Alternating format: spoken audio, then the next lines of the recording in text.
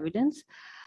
Currently, she has done a study on randomized controlled trial study that was awarded by the #Hub Consortium and ODI UK as a lead investigator. She also worked in Higher Education Commission of Pakistan.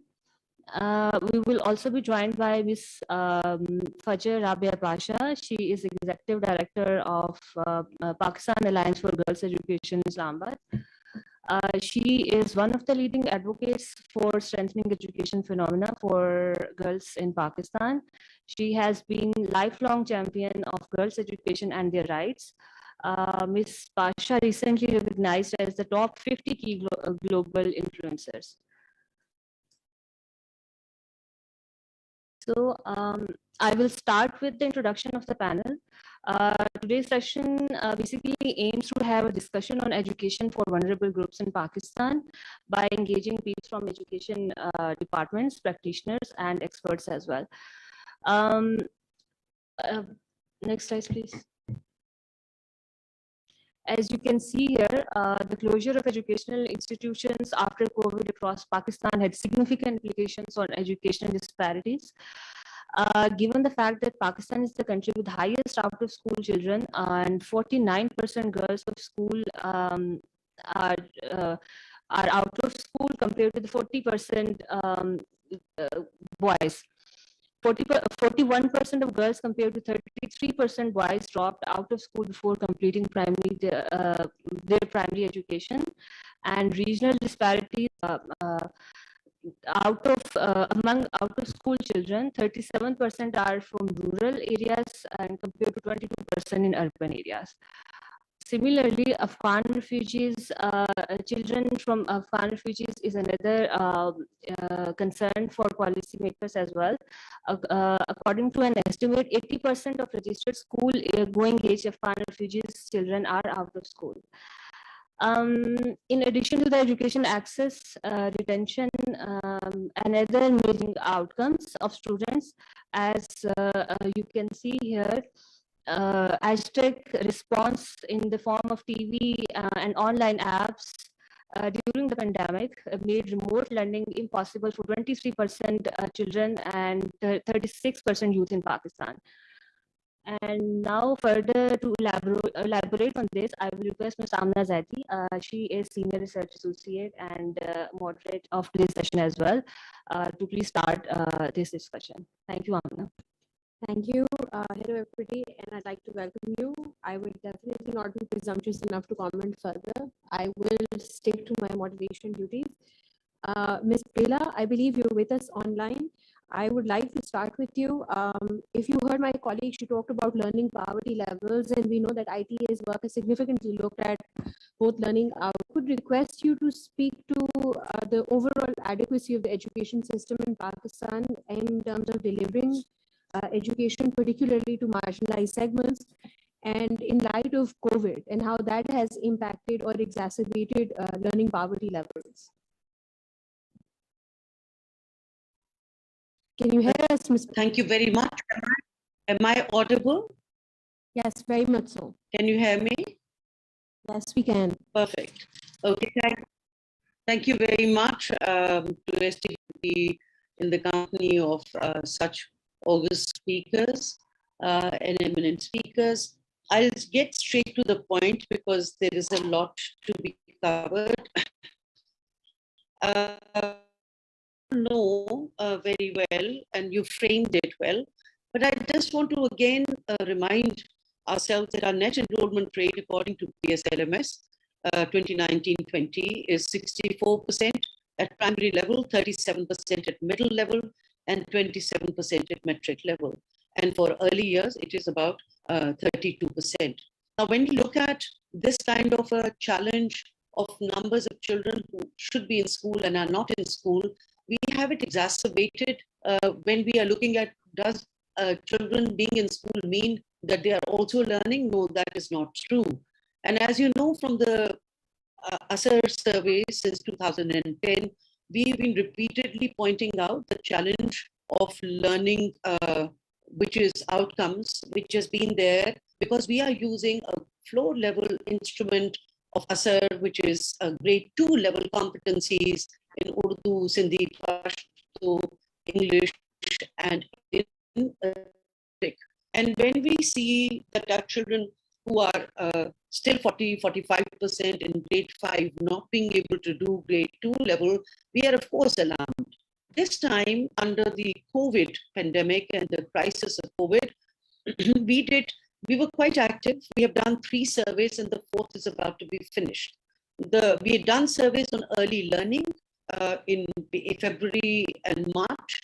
We then did a 16 district survey, 4 districts each from each of the provinces, for which the results were out on the 20th of October, which was collaboratively done with UNICEF.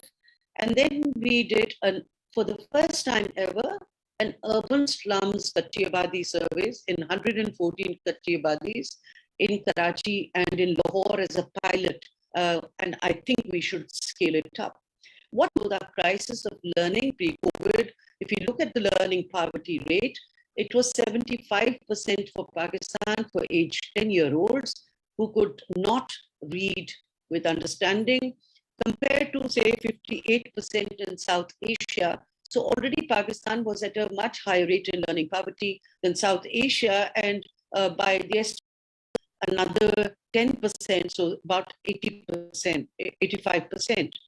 The results that we have, and so we are seeing definitely learning losses. So if we look at grades 3, grades 5 and 8 compared to 2019 data of ASAR, we've seen a dip in the learning.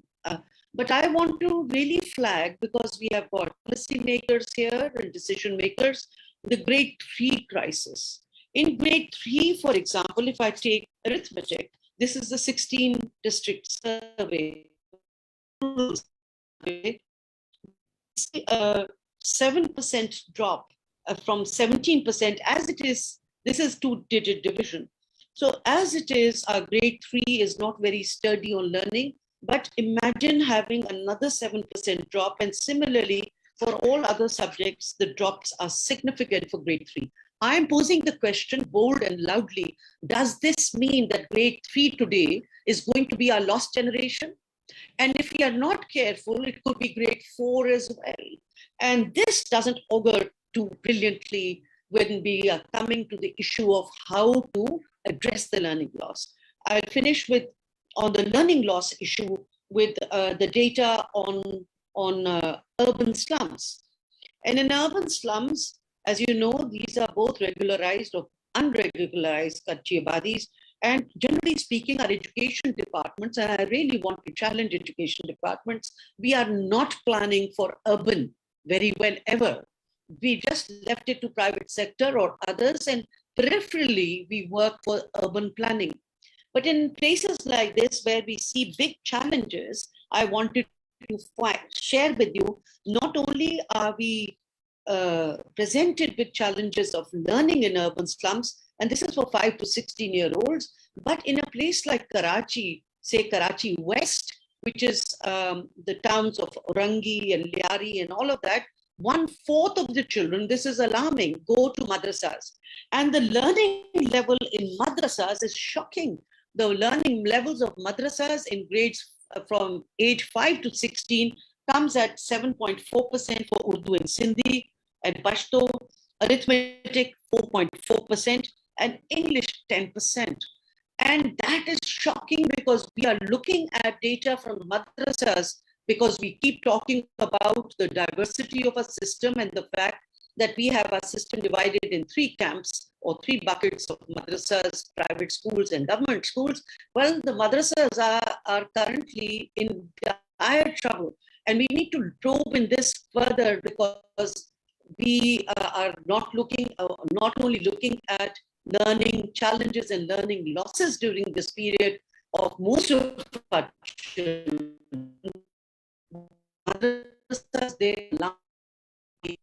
Who is going to that? When it comes to issues of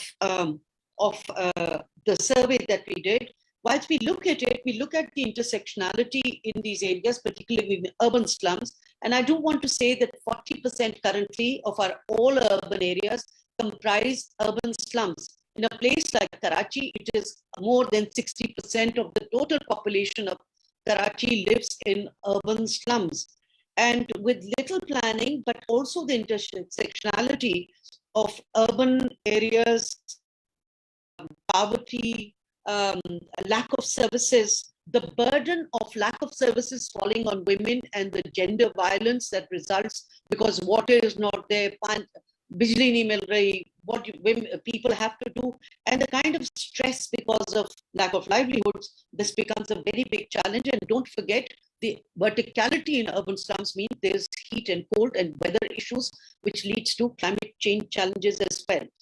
But there is what is the silver lining? The silver lining is that we have in the survey found that 63% of the children in all our surveys and very learning, so they were illiterate or semi-literate, do not or are not interested in children's learning. In COVID period, it showed that in fact they were. In fact, the distance between the schools and the homes has narrowed and the gap has been bridged. Can we sustain that? That's one point, because the parents were definitely interested, and that's a social capital we need to build on if we want to look at ways of improving and addressing our provision of education, particularly for disadvantaged segment of Karachi, of Pakistan, and for learning possibilities. But also the fact that we saw in the surveys that we've done that while 35% of our children, our total numbers, were looking at television for their learning, which is a large number. So if you look at about 40 million plus children, and in that age group, and look at 35% or 32% looking at TV, I think that's a good thing. We need to build on something like that. But of course, when we are looking at availability of cell phones, which is very high, both in rural and urban, and of smartphones, which is not that high, but still available and growing, we need to, of course, always look at disadvantaged groups through the wealth ranking. Now that wealth ranking links, but what you see is very different reality of the ultra poor versus the poor to the rich and the richest. And that nuanced understanding we need to have when we are coming up with how and what ways we can address the issue of learning losses. I do want to address this. All leads to a focus on systems, but certainly the largest focus is our teachers. And in the workforce, we must remember that after the first 5 months, when everybody was told to sit at home, the government rebounded with a huge amount of focus on supporting teachers with their tech skills, their technology capabilities. They got hundreds and thousands of licenses from Microsoft and trained the teachers for online. So we have on the workforce, certainly they are not, just like the children and the society is very different. The teachers today are, I think, also turning a page in terms of their skill sets that the government is insisting, and the government is facilitating them to be able to become more savvy in what would be distance learning, right from having learning packs, going to homes, or to learn different kinds of technologies. This, I think, needs to be taken into account because we have the big issues of how are we going to address the issues of teachers in all of this in a very unequal society where wealth matters, where geography matters, where gender matters. And in most of the data, by the way, the girls are coming much below down boys, except for urban slums. In urban slums, the girls are doing better. The girls are doing better than boys, slightly better on some of those aspects to see how do we address these key issues. So what are our key takeaways? So if we want to address issues of education provision and learning for disadvantaged segments of society, we need to first of all understand that today education, after these 2 years of a very hard time, but also some silver linings and COVID dividends, such as our acceleration of EdTech solutions, and I see the spectrum. And by the way, radio comes out less than 3 or 4% usage in Pakistan. For some reason, that's how it is. But what we are seeing is a spectrum of options emerging in education and learning. But first of all, we need to have a new compact for education between the children, the larger community. Many years after 72 nationalization, we kept the parents out and by and large from the learning systems and kept the school as a closed system. The schools are now open systems. How do we address that? Second point, when it comes to issues of learning, please let us not be in a panic. Reminder, we're down to last minute now.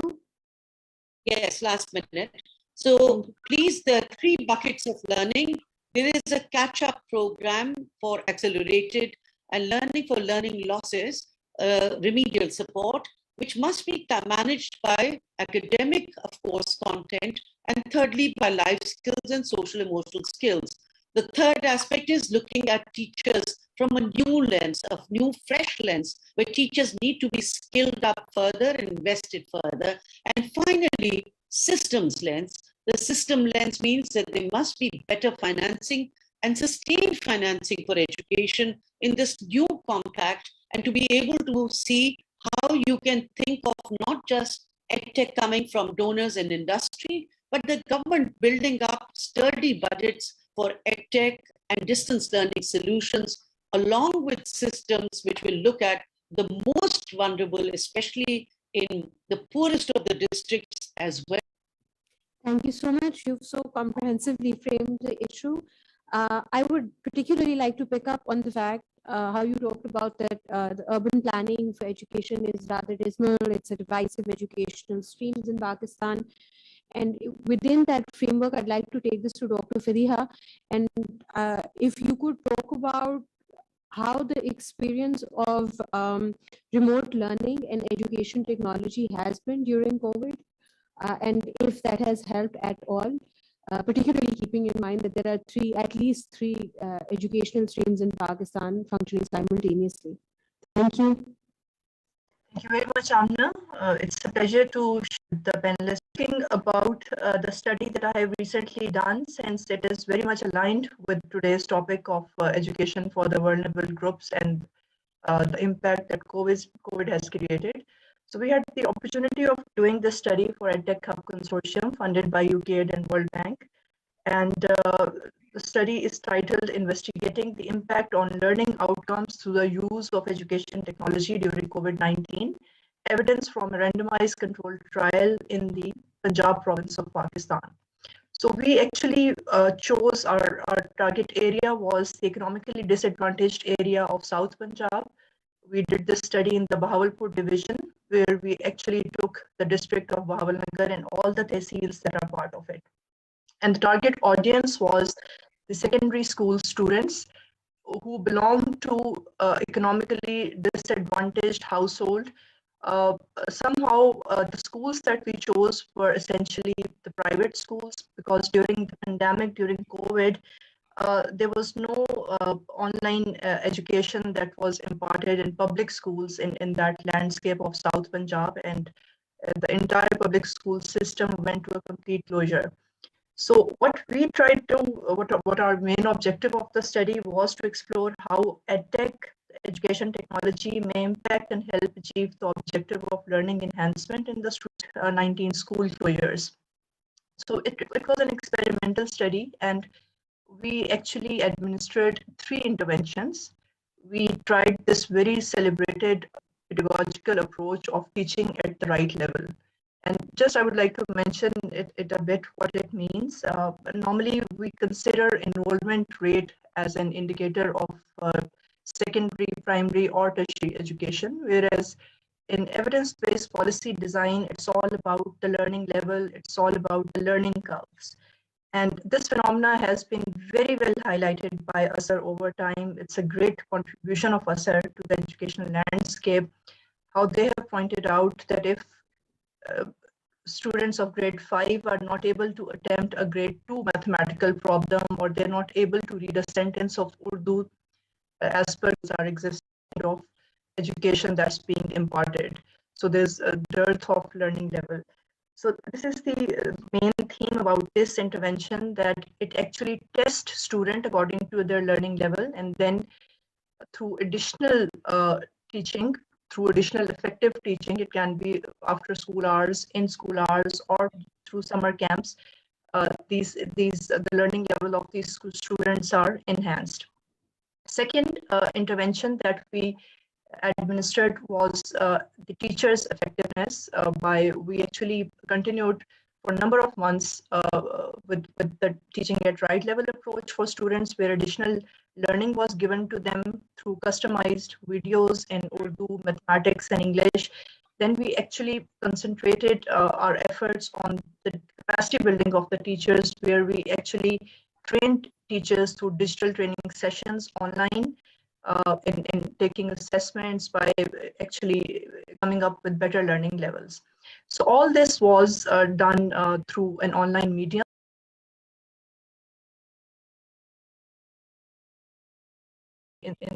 Among all households was ownership of mobile phone, whether it was a smartphone or the other phone that that only comes with simple calls but not WhatsApp. So we administered these interventions of TAL through WhatsApp medium, and by calling teachers on Zoom, connecting through their smartphones for digital training sessions, and also sending these students the fortnightly test through WhatsApp, with grouping in the parents as well, and asking for the support of parents. And the inferences we got, these experiments, they went on for a couple of months, and the inferences we got were very striking. First of all, it was a relief that we had this expectation that probably these students of class 7th and 8th might have very fragile learning levels. So we administered the ACER standardized tool on them. And thankfully, they were all able to attempt it. This was one of the very striking aspect. We had this anticipation that probably we will have very fragile learning levels, and they won't be able to even attempt a grade 2 ACER test. But ACER standardized test, it came out to be redundant in Bahawalpur, in Bahawalnagar region. They were all above 90% of them. They were all able to attempt a grade 2 ACER, and I'm talking about the students of grade 7th and 8th. Then we actually went for grade appropriate test, and it was there where we actually identified the learning lags. And then we actually tailored our intervention, where we actually provided additional training material as per the results of grade appropriate tests. Another inference that was very striking or alarming was that there were gender inequalities and gender disparities.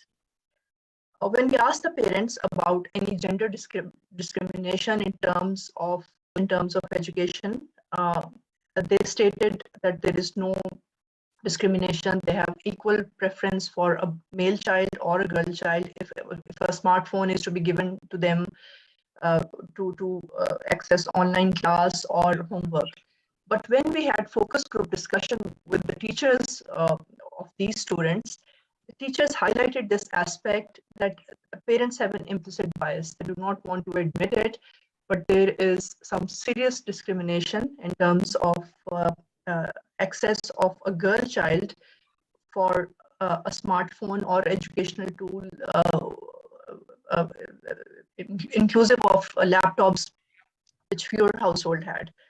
So that was another inference that we had. Again, another aspect was that parents normally see smartphones or TV and teleschool or computers as a source of entertainment, rather than as a source for imparting education. We had very few students in the sample who actually went. This generates mediums should be tailored according to the type of population and on the ground evidence. And also, there was a sound evidence that there was a lot of dropping out of children, since a majority of these students belong to household where the father was a daily wager or a small scale farmer or unemployed, and the income brackets of the households were within 5,000 to 30,000 rupees, majorly for the entire sample. So, and when we investigated about these dropouts, we came to know that majority of these dropouts, it translated into child labor. Children were taken out of school because parents were not able to pay the fee.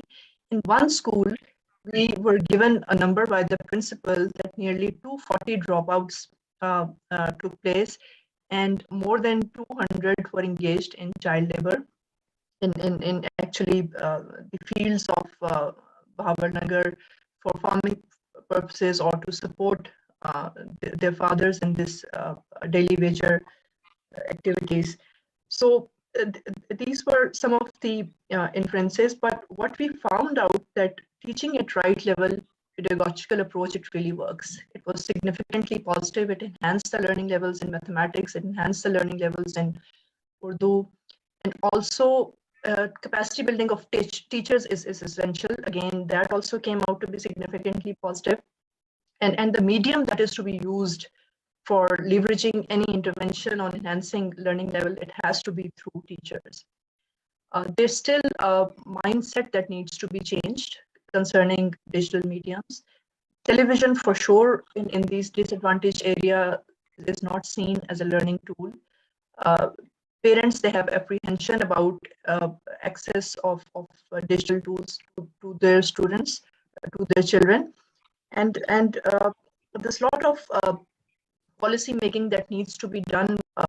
Further, we believe that TAL must not be seen in isolation. It should be part of primary or secondary syllabus to a certain extent. Although, for sure, we need more evidence. It cannot be concluded on just this RCT.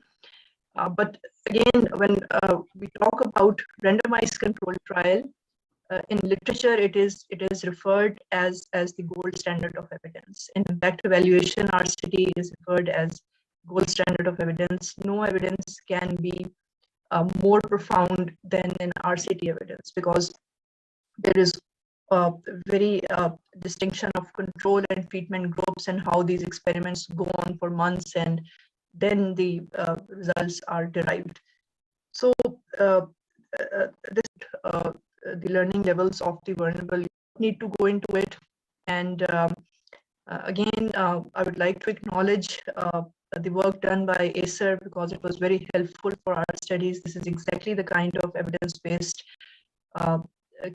the data collection and work that is needed in this evidence space, where we are actually grappling with this fact that we are one of the second largest country in the world with out-of-school children and fragile learning levels. Thank you very much. Thank you, Dr. Saria. This study sounds extremely interesting. I hope one am very tempted to go through the findings again in detail. I specifically, if I pick up on the fact that both you and Ms. Bela have talked about mobile and smartphone penetration, and we all know that as for laptops, that's rather dismal right now. But even with mobile and smartphones penetration, it's a positive trend. It's on the rise. But I believe this penetration is not as deep in all marginalized sections. And speaking of that, I would like to take my next question to Mr. Abbas Khan and narrow this population down further. If we talk about out-of-school Afghan children and how COVID has impacted their learning levels, and what measures are being taken to address their learning problems right now. Bismillah ar-Rahman ar-Rahim. Good morning, ladies and gentlemen. On a very important occasion, I'm very pleased and very honored to be speaking on a subject which is quite close to our hearts. Before I speak any further, I would like to applaud and appreciate our two panelists who spoke so well on the importance of education, the impact of COVID, and especially in the urban slums and the marginalized communities. Afghan refugees, Pakistan has been very proudly hosting millions of Afghan citizens on our soil for the last 4 decades. As we speak today, we have actually entered the 5th decade of this hospitality. Pakistan to refugees, both in the cap limitations and capabilities. But the international community and the UN agencies, especially GIZ, has always been there and supporting us. But even with a lot of support from the international community, the figures that were shown today in the presentation by Ms. Rabia Tabassum, actually it tells the entire story. In a population of 1.4 million registered Afghan citizens, and by the way, there are different categories of Afghan citizens in Pakistan. There are POR card holders, 1.4 million, then there are ACC card holders, which are around 800,000, and then again we have around 1 million undocumented Afghans. So taken together, we have more than 3 million Afghan citizens of different categories. Now, these categories have created a lot of challenges. If you are a POR card holder, then you are eligible and you have access to different services, including education. But if you are not a POR card holder, if you have an ACC card or undocumented, then you have a lot of challenges even accessing primary education. So 37% of the total caseload is school-going age. The figures that almost 80% are out of school. It's actually, a very, very serious situation. We all know that if you are a migrant, if you've been forcefully displaced, then you're already a vulnerable, segment. Before I speak on the challenges that COVID has actually, created for education of refugees. We need to understand that almost 30% of the refugees are living in designated refugee camps, or we call them refugee villages, urban or together. The profile of this population is very interesting. Almost 60% are under the age of 30, and 72% are women and children. So there is a lot of vulnerability already existing in this community. UNHCR, through the support of donors, is expanding services, education services in the camps. But the refugees, almost 70%, are on their own if you're living in the urban centers. Some refugees have opened up their self-help private schools, in which we have around 36,000 students enrolled. UNHCR is running around 101 schools in these camps, in which we have around 30 to 40,000 students enrolled. But the dropout is tremendous. And this COVID has actually, enhanced these challenges, because with the closure of schools, probably, UNHCR run school can be supported by the donor funding. But the private schools run by refugees, they were mostly closed down, because if you don't have the funding or the finances, you cannot even pay your teachers. So some of the school down. Economics, the social and economic challenges the refugees face are one of the biggest hurdles in access to education. While we have access, some of the privileged class students, they have access to technology, but majority of the Afghan refugees, they don't have access to technology. Very little, percentage has access. So if the schools are closed down and you don't have access through technology, and your parents have lost their table for this segment of the society, children that we normally saw studying in the schools, we now see them polishing shoes or washing cars working as, child laborers. So the situation for Afghan refugees in terms of the impact of COVID has been extremely, negative. And we expect from the international donor community, because expecting uh, anything from Pakistan to support the refugees any further would be a big, a high call. We all know that 22.8 million Pakistani students are already out of school. Now, this is not a small number. This is almost the size of Australia. So, we have our own challenges. And the refugees issue is a global, responsibility. It is not the responsibility only of Pakistan. It is the responsibility of the international community to come forward and extend support in whatever way we can. What we are doing to counter the negative impact of COVID, we have, currently we are working on accelerated learning programs for, especially for female refugees who are, sitting idle in their homes and have no access to education. So we are hoping that we can complete this 5 year of primary education in a squeezed 32 months of also introducing technology in some of our schools.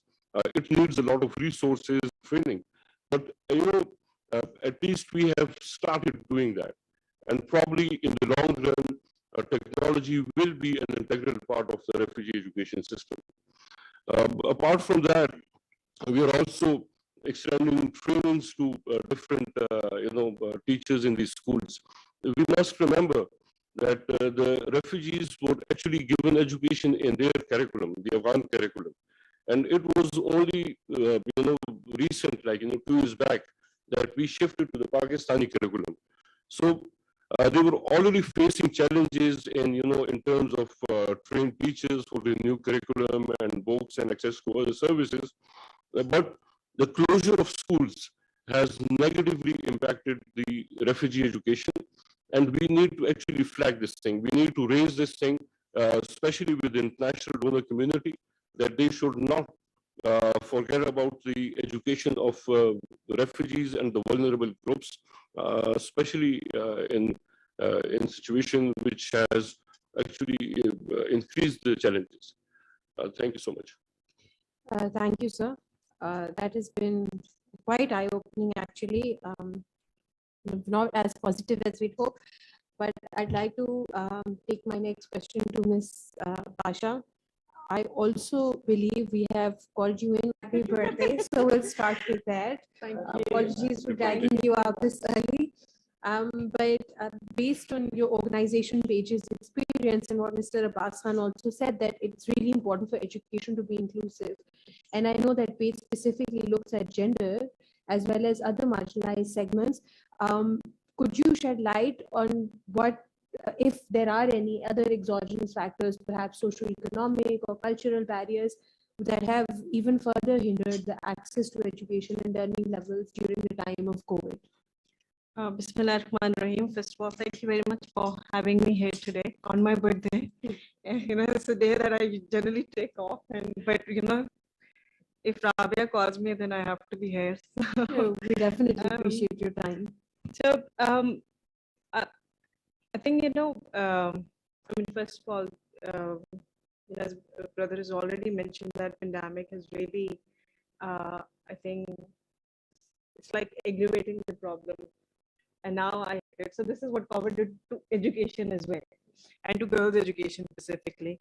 It really amplified the problems which were already there. Out of school children problem in Pakistan has already been there, with the second number highest of children out of school under the age of 16, which is very disturbing, because we're looking at such a large number of children. 22.8 million is the number that has been quoted by the government pre-pandemic, and nearly 1 million children have been added to that number already, probably more, because we don't have that exact data, to be honest. So we see that at least there's more discussion around it, at least there's more awareness around it, and we talk about technology, and access to technology during pandemic, we realized as a country that we were never prepared for this. Other countries, I think, acted fast. We acted fast in the sense that, whatever resources we had, the Federal Ministry of Education launched the Teletalim. No, it's not Teletalim. Teleschools. Yeah, Teletalim is the organization. So, which was a great sort of, a response to pandemic, and understanding that a lot of children will not have access to technology and internet. Same thing happened with the radio programs as well. So we still know that a lot of children, especially girls, were still not able to access these programs because of cultural reasons. A lot of girls, I know personally, who were pushed into early age marriages. This is like a huge problem because naturally the poverty increased. I mean, these are real-time examples. I'm not talking about the stats and data that we've been looking at through different reports, but parents were unable to take care of the children. When you're not able to even put, one meal in a day on your table, that obviously brings a huge issue, and girls at the worst end of the receiving of the problems. And in many cases, we saw especially girls who were in secondary education. They never managed to complete their secondary education. If pandemic hadn't happened, then they would have been there. The other problem that we really sort of realized that, yes, majority of the children, including girls, boys, they just had no access to internet and laptops or smartphones or tabs or anything. The schools were unable to provide any online learning. But the bigger challenge was with the girls, because in cases where there was some opportunity for them to have online learning, they were restricted from it because of the cultural reasons. That a girl cannot go online, a girl, cannot access internet. And we saw it when we called it Tap the App. We were very excited about it. We thought, okay, we can do this.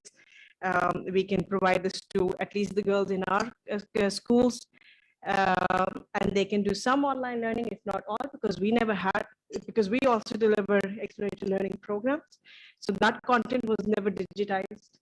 So we thought we can do some work on it and the girls can start to learn online, but there was a huge problem. The parents just would not allow them to have those tabs, right? So we tried to, come up with the most, cost-effective solution to, digital learning for girls, but it failed. It completely failed, and we just had to put a stop to it. There was no use doing that. A lot of time there was so much poverty that parents, just sold their tabs, which were provided to the children because they needed the money to buy food, or the brother would just take the tab away for his own use. So again, if we were trying to subject it, we had less control over that learning. So these are the real-time sort of, examples that issues that we faced. The other thing was that, naturally when a girl is home, and this is an ongoing problem, it's an old problem. Girls are expected to take care of the household chores. They're supposed to take care of their younger siblings, and that increased. Child labor increased hugely during this time, and that's for girls as well, not just for boys. We saw a lot of problems, on ground in that sense.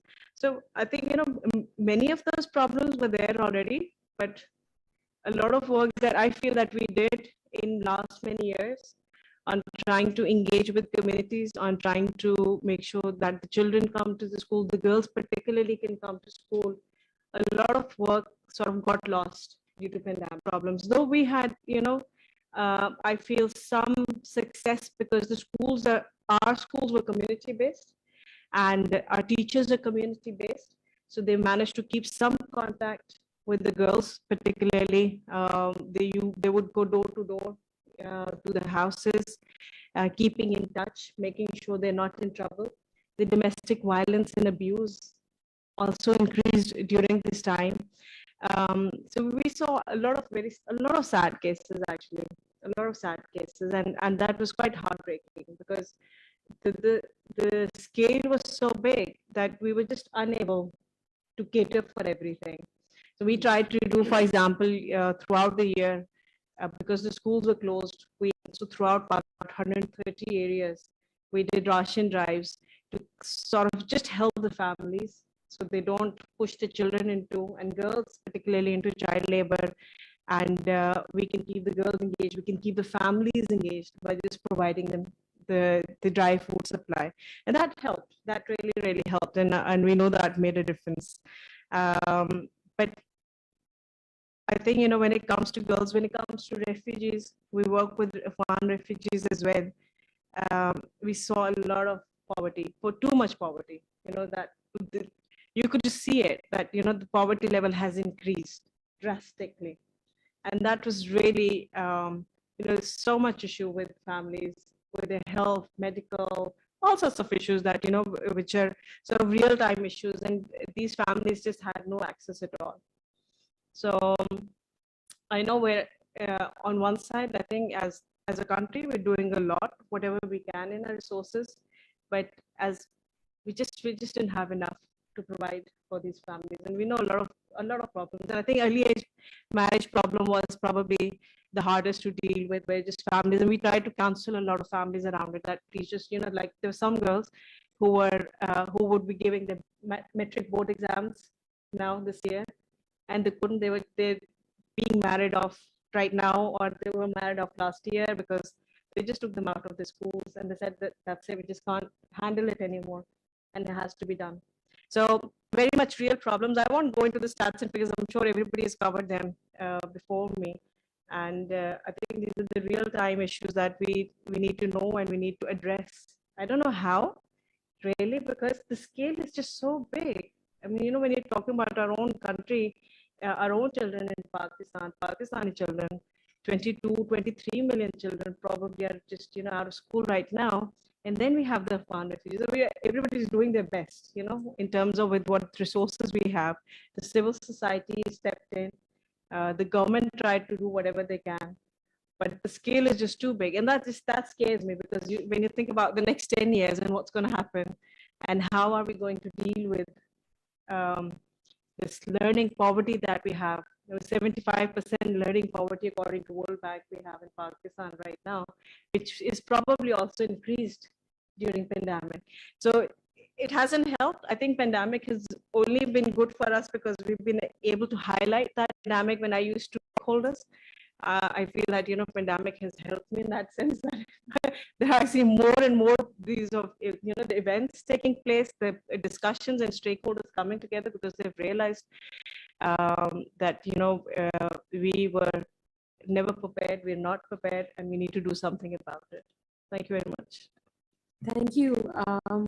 It's a little disorienting, because what I'm taking away from both your work and Mr. Abbas Khan's work is that even though we're trying to look at education for out-of-school children, for Afghan children, for girls, the problems underlying this factor sort of induces you people to end up helping them way beyond just enrollment, the quality of education. We end up having to deal with the poverty that the families are dealing with. And yeah, it's a tall order. I've saved you for last, and I don't mean to build pressure, but the thing is, we do have the Special Secretary of Elementary and Secondary Department with us.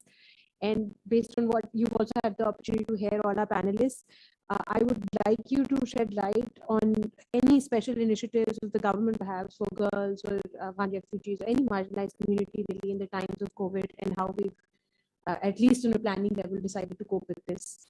Thank you. Thank you, Ms. Sari, for providing me this opportunity.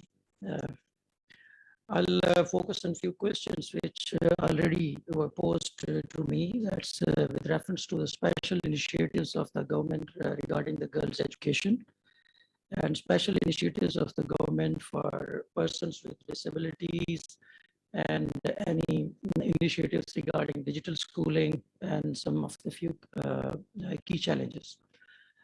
First of all, just to highlight the scale of disaster and to show up the vulnerabilities, I will just refer to the etymology of the word disaster. It's a word composed of dis and aster. And dis is and aster, the astrology and other words formed from it.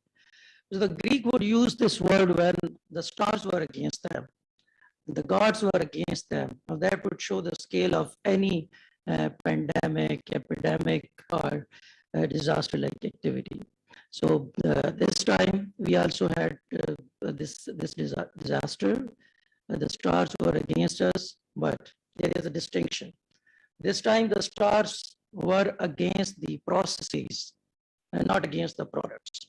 I mean, those sectors which are marked by the processes, marked by the interactions, were affected the most, like tourism, education. But the sectors where the product was just there, I mean, IT and their products, food sector and products, they rather boomed.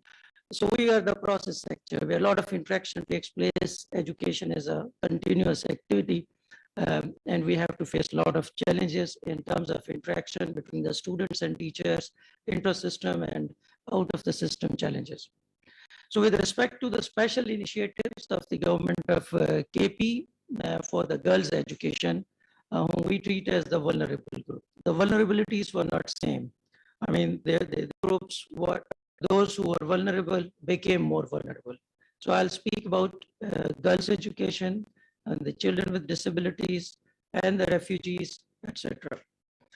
With respect to the girls' education, the government of Khyber Pakhtunkhwa, in order to retain and provide more access, initiated not only in the terms of the coping strategy under the planning and development program, but we initiated the girls' stipend program. So it was on 2 different years. One as a hybrid program for 2 districts. It was rupees 600 per month per girl at KG first grade, and then it was at the 6th grade. And for all other districts, for all other girls up to class 10, it was at a scale of rupees 200 per month for the entire year. So the objective was to provide maximum facilitation for those families which were poor and could not afford education for their girls. So that was an incentive.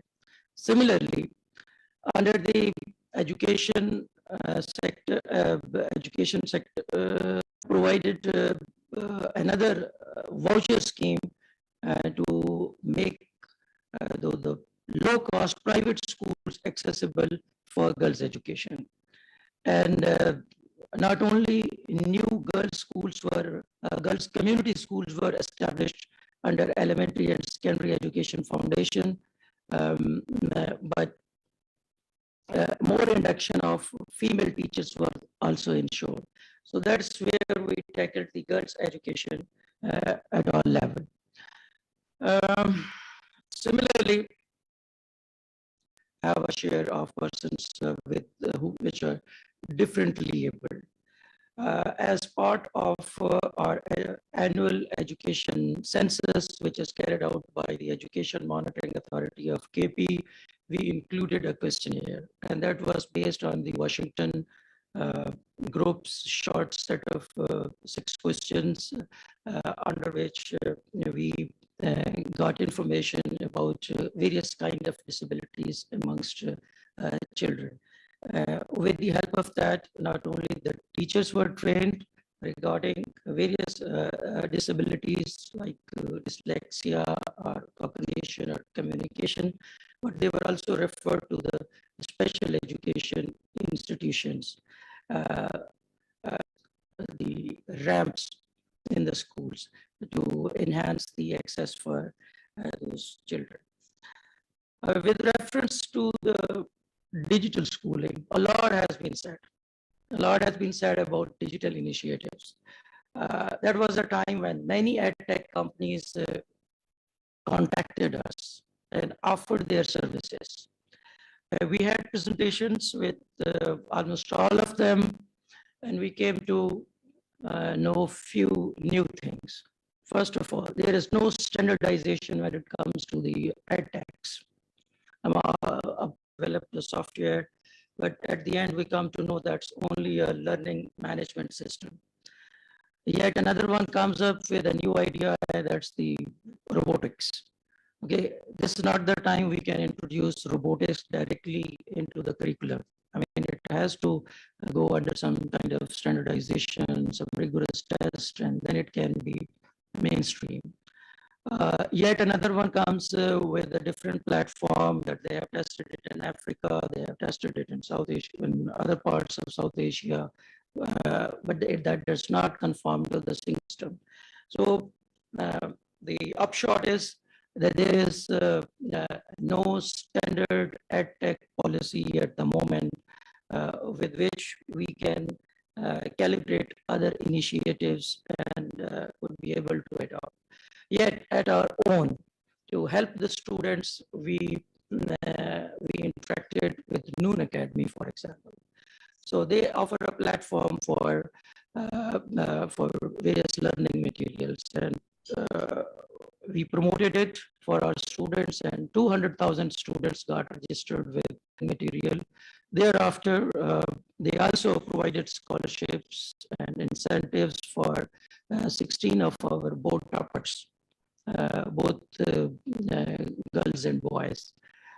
And they also provided them with tablets and premium access for their content. And for every student, it was something, a package to the tune of 300,000 rupees at least. In the meantime, we were also in KP in the process of developing the scripted lessons. And that's the time when we lessons for our teachers, which were originally built, and we just downloaded it for our own teachers who have the tabs, and that's way that's the way that we can ensure that standardized digital lesson plans are with the teachers. It not only promotes the quality education, but also ensures that standards are followed.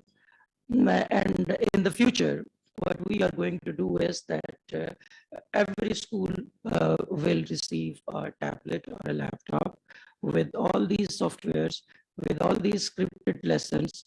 And our objective is that on one particular day,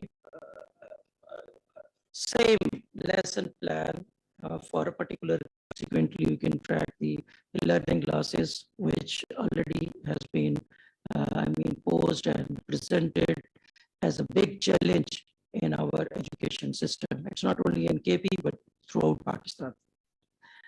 With this, a few words about the Afghan refugees. My senior colleagues have also pointed it out. Ladies and gentlemen, KP hosts more than half of the population of Afghan refugees in Pakistan. And they are doing a lot of great initiatives with help of GIC. There are 2-3 specific targeted infractions activities which they are doing, and also in the education sector. With reference to what they are doing for education, I would just say that the Afghan refugees not only live in the refugee villages or camps, but they are also part of the regular communities where they pose challenges on the infrastructure, on the facilities, health and education and others.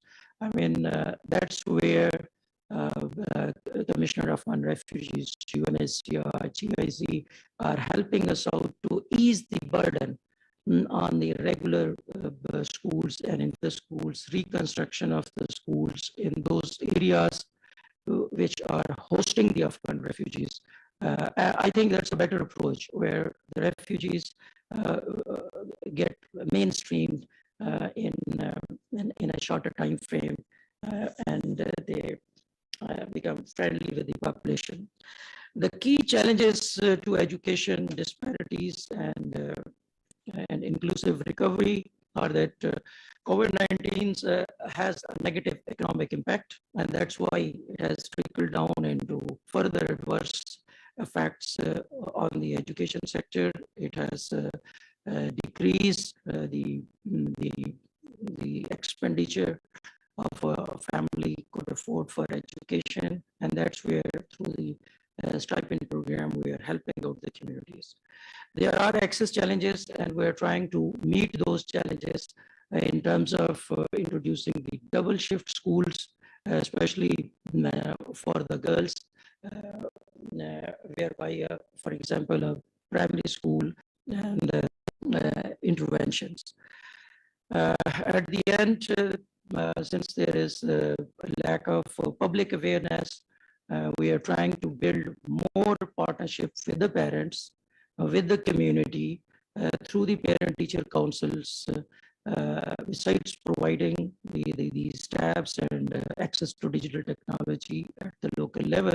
We are trying to build strong communication, awareness, and mobilization of the parents and communities through parent-teacher councils.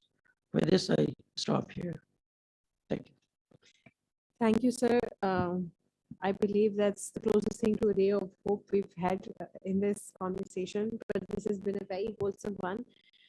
Before I open the floor to questions, I'm going to use my position and first pose the first from myself. I'm very interested, and if Ms. Bela is still with us, I believe she might also be interested in this. We've talked about lack of data, or at least timely data, and it's interesting because Ms. Pasha, you also mentioned 75% learning losses, right? And earlier in the presentation, Ms. Bela pointed out that it's even risen further to 85% now during times of COVID. So keeping in mind that during this time, a lot of processes and activities have been halted, and I'm sure data collection might also have suffered. Is there anything we can do, or our data can be collected more effectively, particularly for marginalized segments, like be it girls, Afghan refugees, or any other segments that are left out? If I can add to that, as far as I understand, at the Federal Ministry of Education level, there is some work going on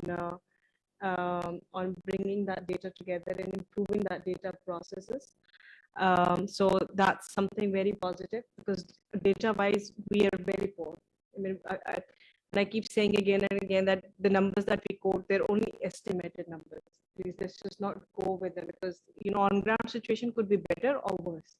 It could be anything. On our end, we're also working on a data portal for girls' education. As part of we have an advocacy and policy program going on called Girls as a Huge Issue in Girls' Education, that brings data together from all the provinces, is very much needed, and this is something that one of the sort of thing that we're doing in 2022. We have also just produced data reports on girls' education per district, based was already available from all the provinces, or the government data that was already available, the ASA reports. We've looked at Alif Alan and everything. So that's something that we've done on our end, which is those reports are available on our website as well. But I'm really looking forward to the data portal, because we need that live sort of data coming in that could facilitate the donors, the civil society, the government, in terms of planning any interventions for girls in Pakistan. I just wanted to add that you have the disability data, which is also available under the ASER. So just wanted to share that with you, and I've sent the links to some of the data work on aserpakistan.org. Yes, So, Ms. Bela, thank you. Would you consider marginalized societies, being you've talked about slums as well as urban areas, but I'm interested to see if IT or ASER reports are planning on spanning out to particularly cover Afghan children as well? So yes, we are very interested. In fact, we had reached out to UNHCR to look at the learning challenges and other challenges, because we do a triangulated data collection process as a citizen-led assessment. We'd be happy to do it, but and in the urban slums, we have of course come across lots of migrants migrant communities, not just domestic migration, but also migrant communities from Rohingya refugees, from Bangla refugees, Afghan refugees, which we have captured, including mother tongue. So we've got, for example, 16 mother tongues being spoken in one particular district, say in Karachi West. So yes, we've got all that data, and the capability is there to be used just about in a very user-friendly manner in any community. But the disability data is very powerful. It shows, compared to less than 5% disabled in our, sadly, our 2017 census, we are looking at almost 15.5% in Pakistan for 5 to 16-year-olds. We've got that data, for 3 provinces. And I think those are very important aspects of how you're going to reach out to those very, very vulnerable groups. And that's disaggregated by gender and wealth. Thank you.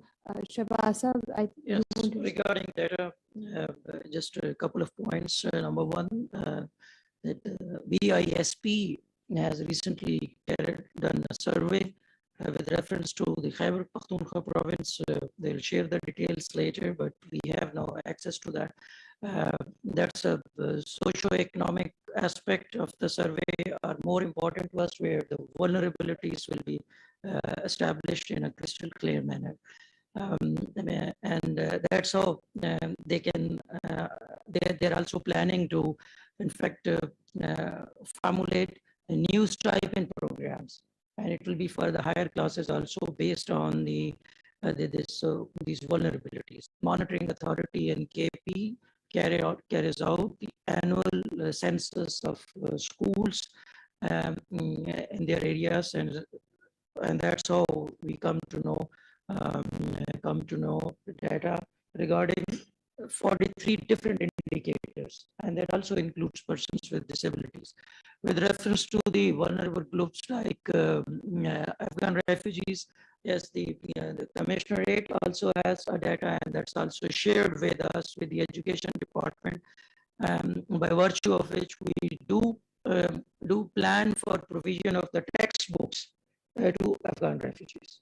And that's based on the number provided to us by them. Thank you, sir. I will. Yes, Dr. Siva, can you hear us? Yes, we can. Yes. So just like 2 points that I would like to make. First of all, we must make use of this opportunity that the COVID has provided us. Of course, a lot of crisis, but a set of opportunities that COVID has bestowed upon us. And one of the opportunity is that it has accelerated the digital footprint in education. The much needed push has been given by COVID. The way education technology has accelerated, the way it has enhanced during COVID, we must make use of it. Secondly, there's another important aspect that the public policy paradigm needs to focus upon. That is that in majority of our public policy framework, we have supply-centric focus. And also similarly, it is the way in education. There has to be demand-centric educational policies, and the reason for this is that the main phenomena is that access does not mean usage. There's a whole barrier dimension in between that impedes economically disadvantaged. So access of digital educational tools, access of education technology, or access of medium does not necessarily reflect into the usage of these mediums until these barrier dimension of how to use, of how to have knowledge, awareness, and addressing other problems in the periphery are done, and it won't work. And thirdly, there's a point that in terms of the learning levels of the economically disadvantaged, I think so mediums like accelerated learning programs that PAGE, Pakistan Alliance for Girls Education, using, and Fajr is doing a phenomenal job in that. the Meal Foundation is using a similar pattern of library hardware where software where they're actually imparting education, and it allows students who are actually out of school to get equipped with this kind of education and ultimately transition into mainstream education through MOUs or DOUs signed with government, or this understanding with government. So these are the much needed programs for actually addressing the education of the vulnerable, and they must be adopted at a wide scale. And these organizations must be fully supported for these interventions. Thank you. Thank you, Dr. Freya. Yes, Fajr, floor is yours. I think that one thing that really needs to happen at strategic level is the data sharing. That does not even happen between. I mean, I know you mentioned that this would be sharing data, and that's great news because I know that wasn't happening before. So, so it's important that a lot of work is being done by various different departments, and we don't already have resources. We're short of resources already. So it's important that data that is being collected is shared between the government departments to start with, and with the civil society as well. So, and the donor bodies, so we can do better planning. So that's something very, very important that needs to happen. And in terms of the access to the technology. Before that, what needs to happen is to look at the internet infrastructure in Pakistan. That is also very poor. We did some workshops back in November, and we looked at the whole EdTech landscape in Pakistan, and we understood clearly how poor infrastructure is. So obviously multiple stakeholders have to come together to address this issue, and that's where, for example, Ministry of Information Technology there needs to be more discussions between the ministries of education and IT to improve that infrastructure. That would obviously help economically as well, because obviously we're doing a lot of work around promoting freelancing, etc. So on that end, but it is needed for education too. Because IT is generally now at the moment is seen that we have young people who are becoming freelancers, and IT is booming, and that's great news. But if we can strengthen that infrastructure on ground in IT, then that would also really, really help create a huge impact. Thank you. Of course, thank you. That would definitely add to digital schooling and assist that process. With that, to the audience here, if there are any questions, please go ahead.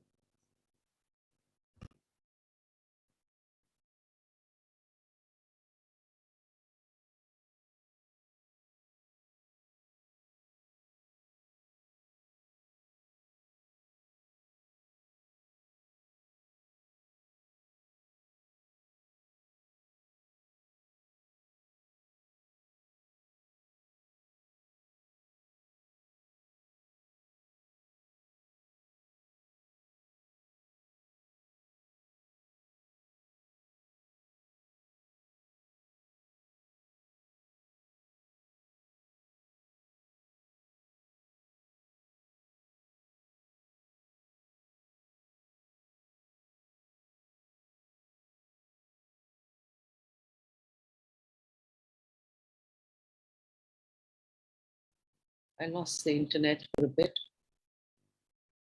Yes, Ms. Mira, I will come to you as soon as the question is done.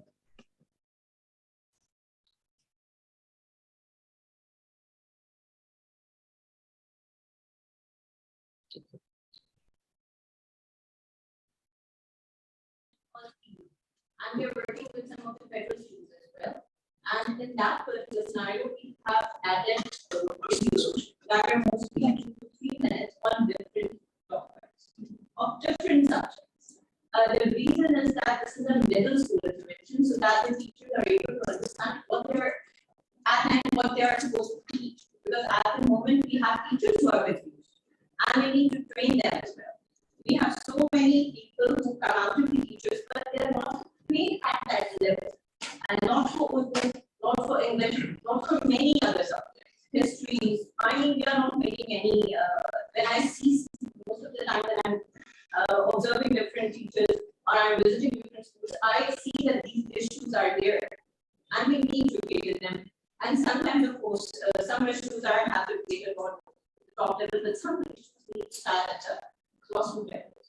So, anyways, my question is that which areas, and secondly, when you're talking about women and when you're talking about which areas do you think are actually in that scenario? Like, which are the vulnerable populations in this? If I may, I'll sort of break this down into 2 or 3 parts. And Ms. Pela has a comment, so we'll go to her first, and then we can come to Shehbaz. No, I just wanted to say that on the accelerated learning options that are becoming also widely available in Pakistan, there's the JICA accelerated program. There are others coming. The one that we've been working with more than 80,000 girls just now in the past 2 years, and before that also in Khyber Pakhtunkhwa, is the Chalo Padho Padho, the teaching at the right level, which is a baseline, midline, endline 60-day program to help children who are at risk in schools or out of school, who are 6 and plus, and they can within 60 days reach grade 3 level learning to get them off to a good start. That material is freely available and has been externally evaluated, but also for primary, middle, and secondary from 6 months to 18 months, even finishing matriculation for girls or boys who may have dropped out at grade 9 or even 10 or even grade 7 or 6. I think those we've managed to master well, and they are also freely available so that we can scale up our programs for so many kids who drop out after grade 5 or even before grade 5 or even at 9 and 10. So we are losing very important human resources. And I think that rigor of being able to measure baseline, midlines, and endlines is very important, that I think was being referred to earlier as well. So you can have randomized controlled trials and to see, what happens and whether in fact that learning is sustained or not. My position is that should become compulsory core teachers training at the primary level. So if a mainstream timetable and teachers can know how to work at that. So it's not just an NGO working on these, but the government in its mainstream programs can take it up in a big way. DCTE, for example, and PCTB has approved that content. So I think solutions are becoming widely available. They're becoming technology driven also, where possible and appropriate. We still need high touch, and then we'll talk about high tech. The high touch bit is still very, very critical. And also we've got monitoring tabs which are available, or the monitoring apps, which were done by KITB for us, for both Khyber Pakhtunkhwa and others, so that you have a very good, solid monitoring of the children as well, of their backgrounds, as well as where they're headed and how to monitor them during the 60-month accelerated, 60-day accelerated program, or the 6-month to 18-month accelerated program. I'd be happy to share that as well. Thank you, Ms. Pela. So if I bring it back to the question, even Ms. Pela talks about teacher training, and you've clearly identified that as one thing that's particularly lacking. But taking that forward, if I pose it to the panel, what would be the absolute priority areas that you feel like, if you had to choose just, let's say, a couple, what is the problem that we have to address first? I believe that with respect to priority areas, I think all the components have priority 1. Why? Because it's not just a part of education on, we have to give access priority 1. We have to, at the same time, we have to work on retention, we have to work on equity, right? Similarly, we have to go for development of more infrastructure and improve our governance, and At the same time, we have to work on the quality of teachers and make the learning material relevant. All these things have to move in tandem together, and all have priority one. With respect to data and availability, government of Pakistan is also taking some initiative. I would just highlight one here, and that is the interventions planned by USF, this Universal Services Fund, to improve more teleclass Pakistan. And that would also help us out in the newly merged districts and in the remotest part of Khyber Pakhtunkhwa. Their initiative aims at providing subsidies to the telecom companies, telecom operators, to bear the initial infrastructure cost. Thereafter, after rollout, they will have the same charges. We have regional disparities and personal disparities. With respect to the regional disparities, I must highlight that, say, in Kohistan, Badagram, and a few other areas, we don't have enough female teachers to teach our girl students. For that purpose, we have relaxed our rules of area-based recruitment. For instance, especially for Badagram, Torgar, and Kohistan districts, we have allowed to hire teachers from Abbottabad and Haripur, and that's relaxation of the general policy. So all these policy interventions and actual development interventions have been planned at the district level as well as at the provincial level. Thank you very much. That's great to hear, because that's a really time issue in KP, so that's good to hear. I think, when interventions or what actions we need to take, teachers training is the top priority. I mean, I keep saying invest in teachers, invest in teachers. Looking at our issues in Pakistan, yes, we want to do EdTech, we want to do lots of amazing things, but we also need to look at the scale of the problem.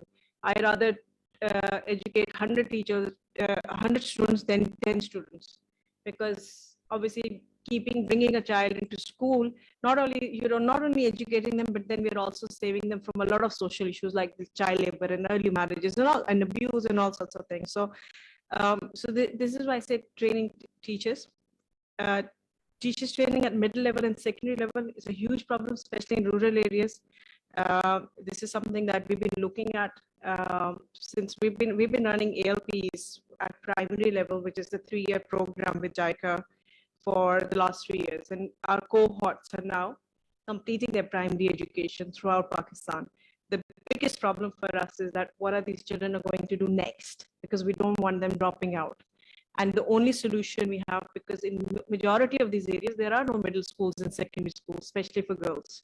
Running. Problem is that you have no teachers in those areas who are trained to deliver. Like you said, they can't even train deliver Urdu programs, maths, English basics. So year before last year, we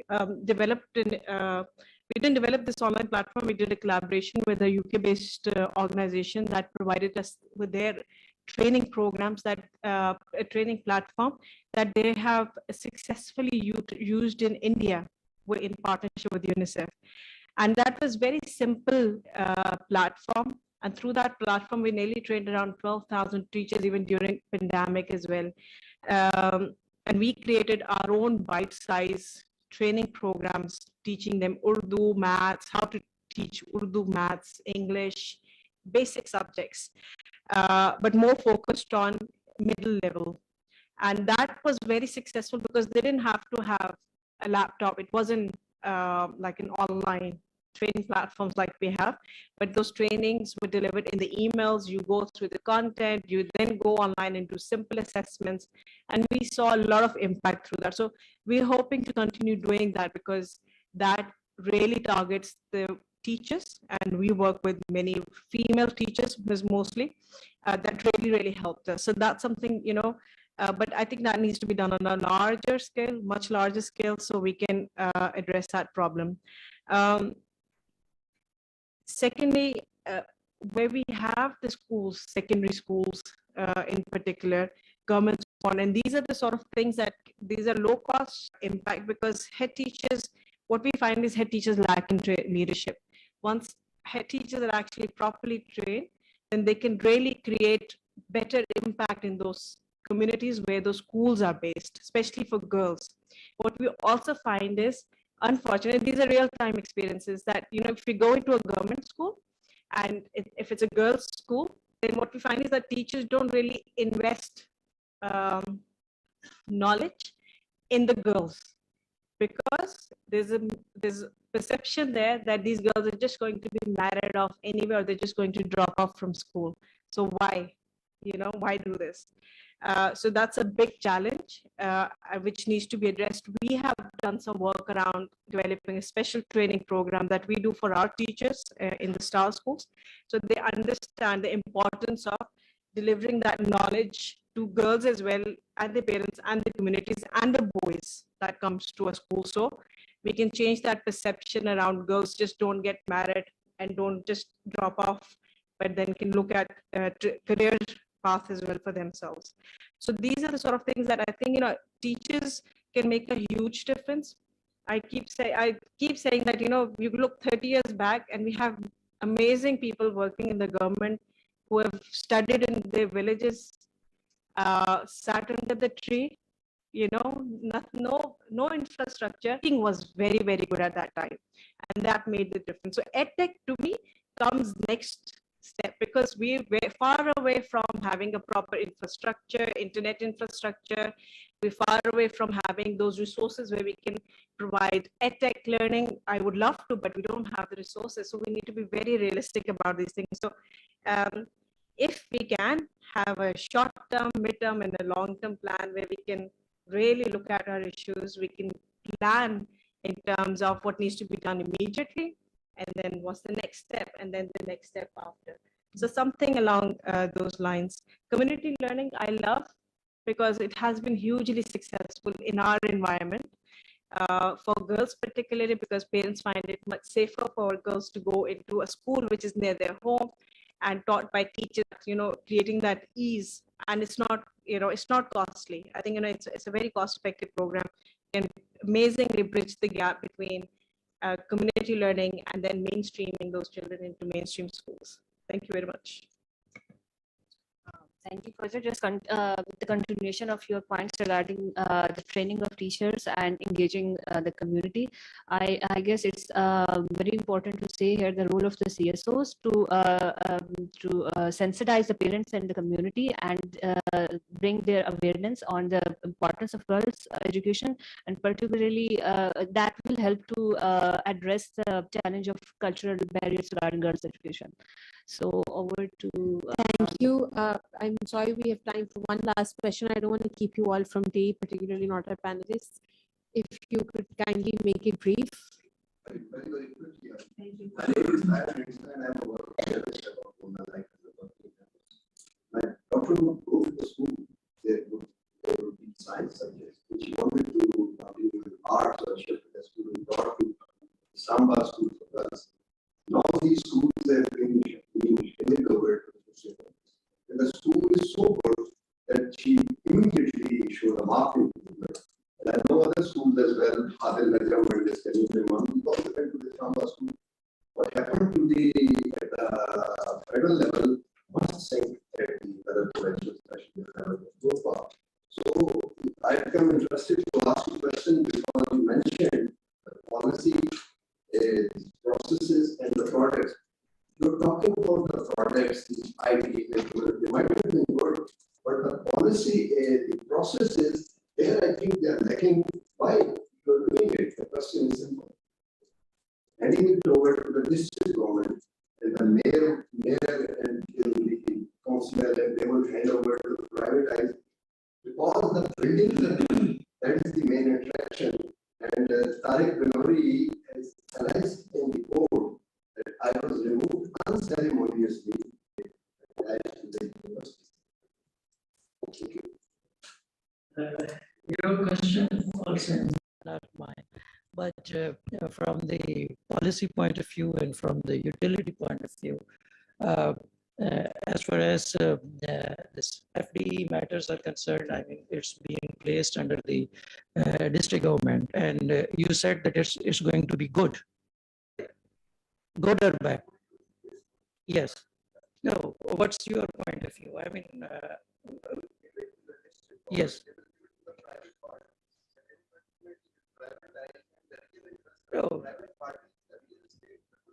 That's more speculative. I think at this time it is more speculative. You might agree or disagree on the present ordinance which has been issued by the President of Pakistan regarding devolution of education at the federal level to the district level. I mean, this is what is happening in Islamabad only. It's not specific to KP or I believe for the other provinces. Presently, part of the management regarding the district education is with the financial aspects are looked after by the deputy commissioner, and that's the account 4 where it goes. In our system in KP, the devolution is even down to the school level. I mean, it's the parent-teacher councils which have been made responsible to run their affairs. I just quote here an example of PTCs. PTCs, the parent-teacher councils, have been provided with rupees 30 lakh per school, per PTC, for one PTC to look after 6-7 different facilities. As if there's a classroom missing, to make an additional classroom, construction of a group latrine, the construction of a boundary wall. And now they are going to be empowered to hire teachers to make up deficiency for the teachers over there. I mean, when it comes to the government, in contrast to the private sector, government has an issues of scale. We have to not only look after equity, but equality also. And we have to roll out our programs, then it has to be, I mean, for every area, for every region, every gender, all aspects have to be seen. We can discuss the political aspects in person later. Like I said, politics has entered the room, and these conversations should be carried over with tea, refreshments, so that it's easier to handle. Sir, I believe you had a question. If it's a brief one, I can give you the floor now. Otherwise, we can continue this over tea. So we will carry this forward. Okay, we have a brief one. Please go ahead. Yeah, my question is directed to Ansar from JIC. My question is directed to Ms. Puncher. This platform was provided to girls but paid. So has there been any, what other measures can be adopted to cater for that need? Because the girls cannot be left behind, so we have to do something about their education. So is there any discourse about that? No, absolutely. I think, during pandemic, the biggest problem was school closure. So the learning was taking place at home. So that was a huge issue.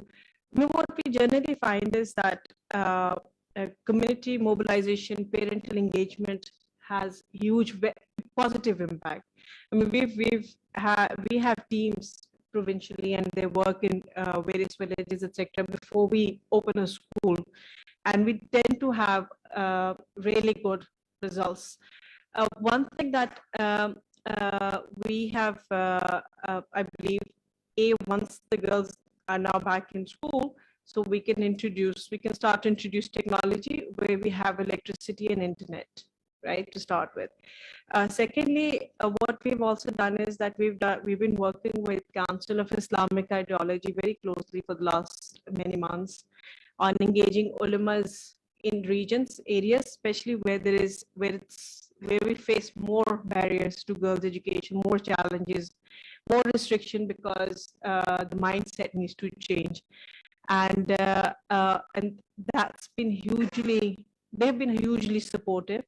So we've been going through, and we're still going through, sensitizing them, so they can then put that message out on our behalf as ambassadors for girls' education. So girls are allowed to go to schools, girls are allowed to access online learning, for example, whatever that may be. So these are the sort of things that we're looking at based on our experience in certain areas where we found it really, really hard for girls to be engaged during the pandemic, especially. But I think, in most cases, when girls are coming to school and we're working with them through laptops, even if there's just one laptop in the classroom, we've been doing that previously as well. And parents they've not had any issue because they know they're in a safe environment and they're not doing anything else on the computers, but just learning. So that's been something, been positive in that sense. What we need to do is make sure that parents understand that even if a girl is using a tablet at home or a laptop at home, then that's okay. We do need to do, I think, work around sensitizing our children in terms of use of online, social media, etc. So we don't have problems. I was just speaking at Bukarul Nisa College just the other day before, and this problem was openly discussed in terms of how much problem girls are having, because they're the engaged group, but then how much problem social media is causing for them. So these are the sort of things that we do also need to keep in mind and address at the same time. The online safety, cybercrime, all of that.